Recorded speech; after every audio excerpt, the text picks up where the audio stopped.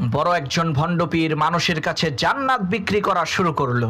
সমাজের কিছু অশিক্ষিত মূর্খ বর্বর যারা জীবনেও লেখাপড়া করে নাই, এই ধরনের কিছু জাহেল লোক সেই ভণ্ডপীরের কাছ থেকে জান্নাত কিনে নিল।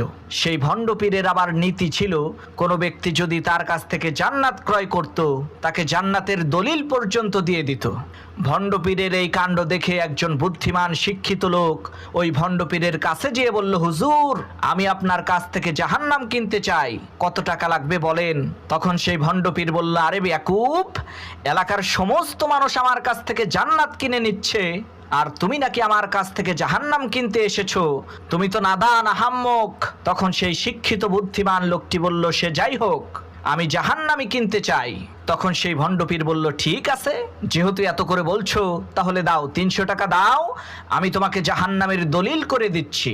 কথা অনুযায়ী সেই শিক্ষিত বুদ্ধি